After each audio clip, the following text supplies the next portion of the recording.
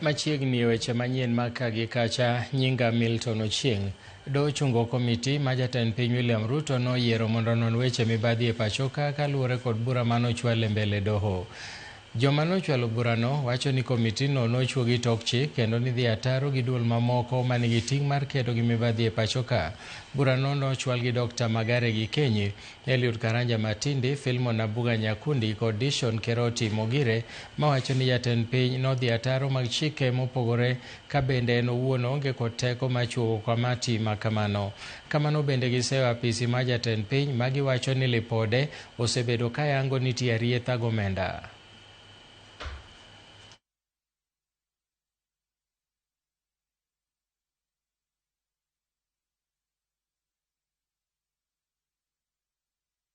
Megi manyo joket mwandu e chenro mag pur ne pachoka kod pinje mag Afrika kaka yo mar bugo dero mar chiemo e pachoka kokalo kuom pur manyasani kod mwandu mawuok e bwo lowo. Koloso e romo mar dongruok pinje Afrika matimore Tokyo, Japan, jatelo no oyango okenge ma piny Kenya osegoyo e duoko chien nengo mar rwako chiemo e pachoka kowuok e pinje maoko kama oting'o keto maino e weche mag pur. Jatend piny William Ruto manie limbe mare piny Japan medo goyo debe ne chenro mag pur kod pith ma pachoka ka okwayo joketo mwandu ahinya to piny Japan mondo nene gitiyo gi mwandu kama oting'o lowo kod pi masani koro nindo mar golo cham kendo neno ni jopiny oyudo konyruok kendo tieko midhiero ahinya to mag kech. E romo ma kamano, Prime Minister ma Japan Shigeru Ishiba ne ogolo luoro mare inok mar ochele pinyno, gino mane jatend piny William Ruto duoko kowacho ni rem ma kamano nyal resi ka piny Kenya tiyo gi thuolono mar puro ochele pachoka ka gitiyo gi lony ma piny Japan nigo kaachiel kod puothe ma pachoka. This year, we are suffering from the shortage of rice in Japan. A lot of commotion is taking place. Leveraging on Japanese technology, Japanese expertise with Kenyan and African assets of land, of human capital, we can together solve the problem of food.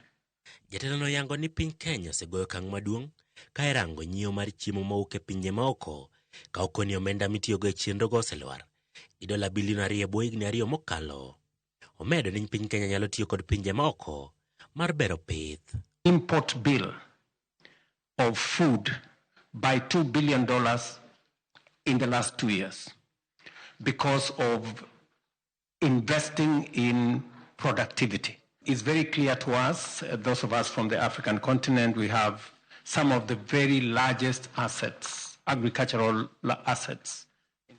And that presents a great opportunity for partnership between Africa and the rest of the world, including Japan. Jatelo no koni e chenro mag bero dero mag cham pachoka, piny Kenya osegoyo okang' mar neno ni Kenya ni kod kothe mowinjore, tiyo maber kod mbolea, kaachiel kod keyo pie puothe ka omedo ni piny Japan osetiyo kod piny Kenya bero chenro go e puothe kama oting'o puothe mahero kod mago man masawa mar piny Kenya.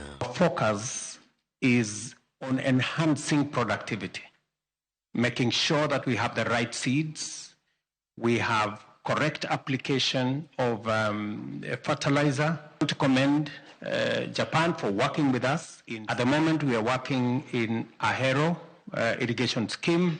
Ruto bende ok noweyo chien mwandu mag pi ka wacho ni piny Kenya geto bero yuto mag pi kod nembe ka gibero kuonde kano rech manumu kendo medo rech ahinya to kuonde malupo jimbore.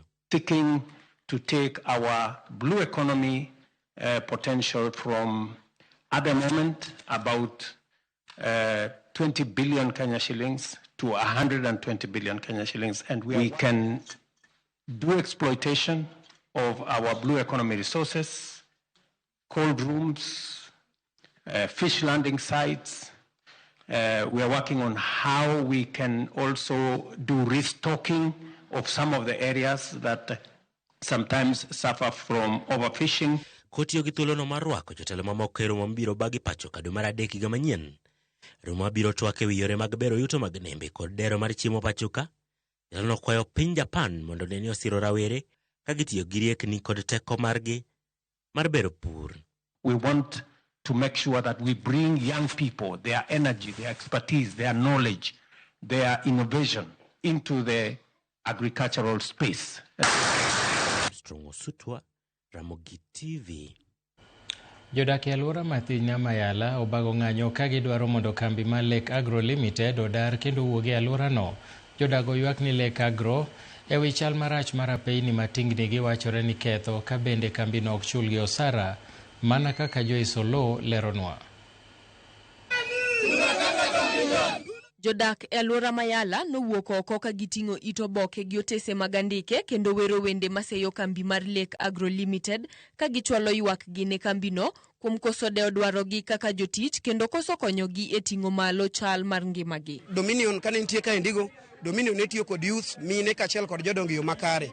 To sani nyaka ne Lake Agro donj, onge gima waseyudo, nikech iyudo ka ot achiel dhano dak e jomoromo ji 10. Jogo man bende ogero udi, ok ginyalo yudo benefit utgigo, nikech iyudo ka joma rent ot tin. Jodak go wacho ni Lake Agro Limited miyo gi mana tij beto banda ka joma wuok oko ema yudo yuto e lochgi. Giwacho ni ber ka jaket mwandu mar Dominion Farms oduogo ka giwacho ni ne odewo ngimagi. Wadwaro Calvin Bajas back gi Dominion Farms mondo duogi nikech Calvin Rai nyaka ne bikae onge development mora mora mantiere, maendeleo onge, vijana ijaro gimora mora rach, ndara rach, gimora mora rach, obedu tich, obedu somo is limited nikech obanda ema opongo gweng'. Jomo ndiko ne pesa matin, onge gima wayudo kume kata di. Joma biro beto niang' ka Rai yago oko Western, niang' isombi tero Western, onge gima konyowa. Koro mi wadwaro Calvin Bajas oduok ka wuon Dominion. E wi midhiero gi, jodak gi omiyo kambi mar Lake Agro thuolo mar jumbe 2 mondo gidar e thidhniano. Kawuono wachiwo barua mondo mi Bwana Mutua o revoke lease within 14 days. Wachako wachiwo barua no ben Rai mondo owe lowo makae ma lease manomiye ne koluoyo kako onego nwang' lease. Rai opak and go. Kambi mar Dominion notiye thidhnia Mayala kuom higni 17 ka ne wuok e higa 2018. Tok mano, kambi mar Lake Agro Limited nochako tich kane National Lands Commission nomiyo gi heka maloyo 6,000 mar tiye kuom higni 66, gino ma jodak wacho ni odhuro mokalo. Joyce Oloo, Ramogi TV. Chenro mag doho ma Busia orochore kuom odiechieng' mar 3 sani bang' okinde tamore tiyo dohono ka giseyo jang'ad bura Edna Nyaloti kuom buogogi e tijegi. Odiechieng' manyoro kindego nyochiwo notis mar ndalo 21 mondo wil jang'ad burano ma giwacho ni rocho buche doho ka bende giwacho ni kapo ni ngima jang'ad burano ok ni kare kako lieko to winjore odare mondo wuogi e gwengego. Kawuono riwruoge mamoko nodonjo e ywaruok ma kamano ka giseyo kindego ma giwacho ni goyo lweny jang'ad burano e wi chung' mare motegno mar kedo gi mibadhi koda kwede mag oganda. Giwacho ni jang'ad burano osekonyo maduong' ma ok owinjore odare kowuok e alworano. Na kutaka uamuzi ambao inapendekeza upande wao ambao sasa inanyima mwananchi wa kawaida haki yake. So tunataka haki iweze kudumu. Magistrates wote wa mahakama wanafanya kazi nzuri sana, ndio sababu unaona ya kwamba kesi nyingi zimeenda vizuri, kesi nyingi zinamalizwa kwa wakati, hasa kesi za ubakaji na kesi za kunyang'anya wajane mashamba zinaenda vizuri. Na ni kwa sababu ya hii ambapo tunaona sana wale mawakili ambao walikuwa wanakulia visa kama hivyo wanamshambulia, wanataka kuona ameondoka na wanataka kuweka vitisho kwenye mahakama ili magistrates waishi kama wanaogopa, ili magistrates wawe watu ambao yani wawezi kufanya uamuzi independently. Boda e boma ma Oyugis onyis mondo ti kanyakla ka gimakore kaka achiel kuom yore mag kedo gi timbe mag maundu mosebedo konya e sektano kuom kinde mokalo. Maeri en kaluwore gi rochruok mar aritagi mosemiyo thothgi olalo apiko. Juma mokalo, achije 2 mag kuo apiko nonegi e alworano ka ichich kodgi kuom nyayo kuo mag apiko. E romo mane okelo kanyakla joriemb bodago ne giwinjore matiyo kanyakla mathiro njore makamano. Ten jo apiko makono wacho ni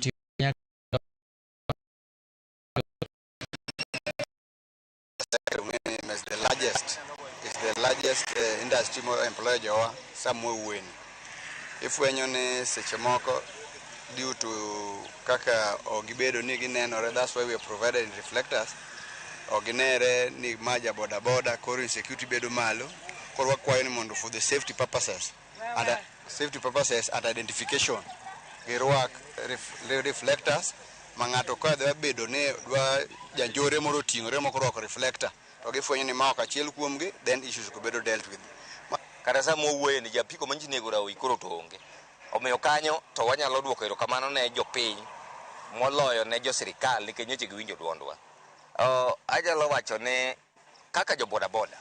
Masani mwadhi timo ni opogore boda boda chon. Wadwaro boda boda morwako ng'ata ng'ata. To insecurity no e gima wa fight to en bende chung motegno ko fight ni nyaka insecurity bed e yo mowinjore. Nyaka wabed joma ritore kendwa wan wawegi. Omiyo amor kabisa wan warwaki waroko aspirant STEM biuru mondo rom gi jo boda boda sani gin joma organized mawinjo wach kendo mong'eyo channel. Miwa sera ni mondo wanyisi dwarowa. Ka inyalo losonwa apaya ming'inwa weche mag thieth, ming'inwa kaka wan bende wanyalo bedo gi insurance magwa wawegi, kinyalo miyowa support e chama wa.